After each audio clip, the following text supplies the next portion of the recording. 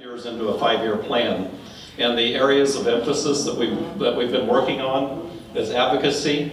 And we partnered with SAC to get people with intellectual developmental disabilities down to the Leadership Center down in Wichita and learn leadership. So we're all learning the same leadership language, and then we expect them to take roles in their communities whenever they get back to do that. We've also working with them to get more chapters of SAC across the state. We work on employment. We've always got some activities around employment. A few years ago, we commissioned a study that created the roadmap to employment for Kansans with disabilities, and we've been working with the legislature and the governor's office on how do we implement some of those changes that we wanted to see. We continue to work with that with an administration change. It's almost like you're starting over sometimes, but I think we're making some good progress in those areas. Down on education, we're actually working with the Department of Education to improve the transition from school to work and school to post-secondary employment and education. And there's a group of about, probably 45 to 50 of us that have been meeting on a real regular basis trying to identify what the barriers are to transition, and then how do we make that connection between education and the adult systems. And then our last section down here we just call quality assurance, and it's kind of a catch-all area for us. We work with Wichita State. They're actually doing research for us right now on the causes and effects of abuse, neglect, and exploitation, because people with developmental disabilities are like 7 times more likely to be a victim. And that's really unacceptable, so we're trying to figure out why is that, and then what can we do to make some progress in that particular area. And so they're continuing to work on that with us. And then of course supported decision making also falls in this area where we're trying to figure out how do we make some legislative changes that can make people's lives better.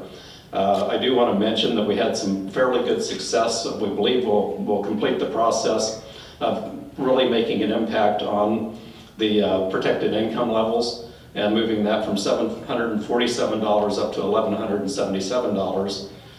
Which will give people about $400 more to live on than what they've been living on.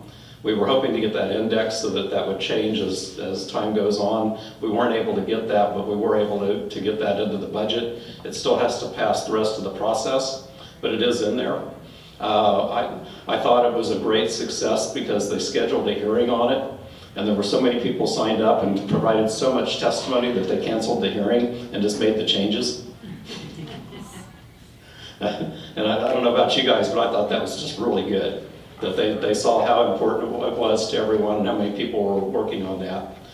What I'd like to do is spend a little bit of time with you now this afternoon to talk about engaging the legislative process, because as I've been talking about this, I told you that we've gotten this all the way to the Senate calendar, but we've got to get it moved from the Senate calendar up to general orders. How many of you know who your senator is? A good number of you, good. Do you know how to find out who your senator is? Okay, I'm going to tell you anyway, okay? Here's a website that I want you to look at, and it's a little hard to see on here, but this is Kansas Leg Lookup. If you Google that, Kansas Leg Lookup, it'll take you to this site from Mainstream Coalition. And I went ahead, there's no stalkers in the room, are there? Okay, I went ahead and typed my address in here so we could do that. And so I'm going to go ahead and click on that, and let's just see what comes up. So you can see on here that in the House District 70, my representative is John Barker. John Barker actually helped me draft this legislation. And as far as the Main Street Coalition, they only gave him about a 32% score as voting in the areas that they want him to vote in. And then Senator Randall Harding is our senator for my area, and it's also the Salina area here. He actually has a score of 88% on this particular website. But again, there's his contact information. All you have to do is go to this website, type in your address, and your senator and House of Representative will come up. And their contact information is there, their phone number, their website, and their street address, and all of that kind of stuff. And also their personal address and personal emails are there as well. And so what I would really like you to do, if you think that we've made a case that supported decision making is a good thing, then I would like you to go ahead and reach out to your senator and say, we'd really like to see this bill passed on supported decision making. If you want to know what the House bill, it's House Bill 2034. That's the House bill. And I want to show you how to look that up too. Over here I've typed in Kansas Legislator 2019. Okay, you'll see this, it says Kansas Legislator official site. Okay, now we're in the right place. So now I'm going to go into House bills. And I'm going to go into House Bill 2034 and bring that up. You can see that this is the House Bill 2034, and here it shows where the original document was, and then if there's any physical note, it'll be over there, and that's how it was introduced. Then you can see how it was amended, and then you can also see how the Senate amended it in their committee. Okay? Now I'm going to show you how to go to a calendar. Here's the Senate calendar. Okay, this calendar gets printed every day. Okay, there's a new calendar printed every day. And I'll show you real quickly how to read this. You see this anticipated end of debate calendar? That's the line that we want to get our bill above. Okay, so if we're going to get that heard, we've got to get it above that general order line. On the House side, it's the same thing, only it's called the line. It actually literally says the line. And so let's look and see where we're at here. I'm going to scroll down here. There we are, 2034 on page 6. Okay, so what we're going to be asking is we're going to be asking our senators that we need that moved up to the end of the debate calendar, to get it on the calendar so that it can get worked. It passed out of committee with all of them voting for it, so there's really no controversy on that. We only had one person that was testifying against it, and I think it was mainly because she didn't fully understand what it was and what we were trying to do with that. But this is one of those things that this website gives you so much information, and it's so much easier to navigate now. They've really made some great improvements with it. The other thing I'd like to talk about with this too is you can go on here and you can go online from your home, and you can attend the committee hearings via live stream. Most of the committee hearings are set up to be live streamed so that you can actually attend the hearings. If you want to, you can go back to the dates that we had our hearings, and you can actually listen in the archives to the testimony that went on. And you can also go live to the House and the Senate whenever they're doing floor debates on things like that. So this is really important. This is one of the things I'd like to ask you as the grassroots part of this, is you can help us by just contacting your senator. This is how you find them. This is how you find out the additional information. And it's a real simple ask. We just want to have the bill heard on the Senate side so that we can move forward with it. Okay, one of the reasons that we really believe that now is the right time is we really have been working well with the Department of Ed, and I really think we've got a good shot at getting this through now. You know, you've heard a lot of presenters talk about this. I'm just going to jump here into a couple of slides and talk about a few more things that I want to highlight. You know, under Kansas guardianship, whenever we were doing the research on this, we found that about 67% of folks that have intellectual and developmental disabilities have a guardian, but only 35% is the national average. And you can have limited guardianship, and limited guardianship is allowed in our state, but what happens is only about 3% are limited guardians. And so it really isn't being implemented the way that it should. And even the guardianship laws talk a lot about the fact that you should try other things, you should try everything else before you take guardianship on, because guardianship really does reduce the person's ability to be independent. And so again, this is consistent with current guardianship law.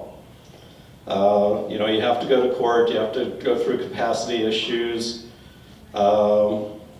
You know, this is, again, some of the principles of supported decision making is that People do not inherently lack capacity. You're accepted that you have capacity. Everybody has wills and preferences.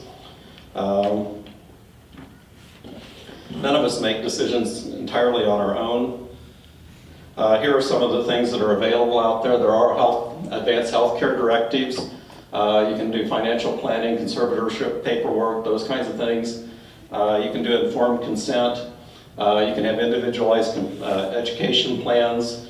Sometimes person-centered planning under Medicaid. You've learned about the life course trajectory. We're just saying this is another tool in the toolbox. Some of the things that we talked about is Texas had safeguards in the area of abuse, neglect, and exploitation. Massachusetts actually did a pilot program. Many states have WINGS programs, and WINGS are just really a guardianship group that gets together to try to figure out what changes need to be made in guardianship laws. Missouri, our neighbor state over here, they started working on supported decision making almost 6 years ago, and they finally this last year just got it amended into their guardianship law. And one of the things that Jeff and I learned from them is that's why we did a standalone supported decision making bill, because we thought if we got tied up in the guardianship stuff, we get tied up in a minutia of people wanting to work through some other issues. And so we thought if we just did standalone supported decision making, we could work that through on our own. There are about 17 states that are currently working on some form of supported decision making. Vermont did a really interesting thing, and they asked all of their state agencies and folks to review every guardianship to make sure that they were necessary. And so they're doing the principles of supported decision making, but they're doing it by actually reviewing all current guardianships to ensure that they are valid and there's a good reason to have them.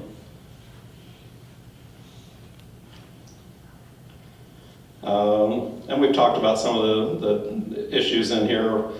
We don't want to encroach on the authority of a guardian or a conservator. Supporters must be adults. They can't be paid providers, and they can't be a person who has a protective order or restraining order against them. And basically the content of the agreement just has to name who the supporter is and what kind of supports they'll be giving. And they can actually name alternative supporters as well. And again, dated and signed, must take place by 2 witnesses. One of the amendments that was put on here on the Senate side is they took away the right or the need to have witnesses on getting out of one. Because if a person has the ability to get into it or the capacity to get into it, then they have the capacity to get out of it without it having to be notarized or any of those kinds of things. And then each supporter will make a declaration that they will support. They'll acknowledge the duties, sign and date it. And again, like I said, the termination, we've talked about that. Assistance may be with making decisions, communicating the decisions, understanding information, assessing, obtaining, and understanding information. Some of the prohibited areas, you can't exert undue influence, you can't make decisions on behalf of the principal, you can't sign for the principal, and you can't use the information for anything other than what it was originally intended for. And then if you do have confidential information, you need to only use it for what it was needed for, and then again dispose of it properly. And then this shows that like the bank or the medical facility or whoever you're using are communicating with the decision maker, this says that they have to recognize the supported decision making agreement. And we did put in some things that there's limited liability. Sometimes you give bad advice. Well, if you give bad advice but you did it in good faith, then it's just bad advice. It wasn't that you were actually trying to do anything to harm anyone. And so you do have some protections from that. And then the principal doesn't have to take your advice, and they can still make a decision that doesn't fall under that. And then also we never want the supported decision-making agreement to indicate a lack of capacity. And so we put that in there, that just by the nature of having one doesn't mean that you don't have capacity. And here's just a list of some of the things that you might want to use supported decision-making for. Whenever I called down to Texas and I asked them how it was going with supported decision-making there, and were they finding anything out new after about 2 or 3 years of this being in place, and they said, yeah, they were actually trying to use it to reduce the number of, the amount of human trafficking that was going on. Because sometimes people were being human trafficked, and they thought supported decision-making might help people be a little bit more protected. And so I thought that was kind of an interesting angle that we hadn't thought about before. And again, we haven't developed the form yet, but it may have the checklist of those areas that you do want help with. One of the things that came up in the discussion in the Senate side was if you would use this, could you use this for voting? And they started down a rabbit trail with that because there's already stuff on how you help people with voting. And so we really didn't need to have that discussion or have it taken out of supported decision making or amended or any of that kind of stuff. And then somebody said something about, well, could you use it for decisions about sex? And I thought about it and I thought, well, of course you could. You could use it about decisions about anything. That's the whole point. If that's an area that you need some assistance with, then that would be fine. And I don't know where they were going with that rabbit trail, but I'm glad they didn't go down it any further. I won't go into Missouri's guardianship stuff, but I want to show you this just real briefly how complex it gets whenever you go in and try to alter another law. So these are some of the excerpts of the changes in Missouri's guardianship law. They had to do the least restrictive alternative and more of it. And then they had to do things on specific findings of a guardian, and then retention of rights, clear and convincing evidence, then the limited guardianship and conservator, the rights of the ward continued, and continued again. You know, these are some of the alternatives. Did you get a feel for how much more complex that was? There was a lot more statute that had to be dealt with and all that, so we think our approach was a better way to go with that. And then what might families need help with and access to an attorney? Some of the powers of attorney, living will, living trust, special needs trust. You know, a couple of years ago we were getting the ABLE Act in place in Kansas, and that allows people to have more savings than the $2,000 that you're allowed under SSI. And so we were getting that particular piece of legislation through, and it got held up because some of the folks thought it was the same as a special needs trust. And so we had to go through a lot of work on educating them that a special needs trust is quite a bit different and it's more complex and it costs a lot more. And I think I've talked about some of these other states that other states have. So anyway, you want to bring the lights up, Jeff, for me?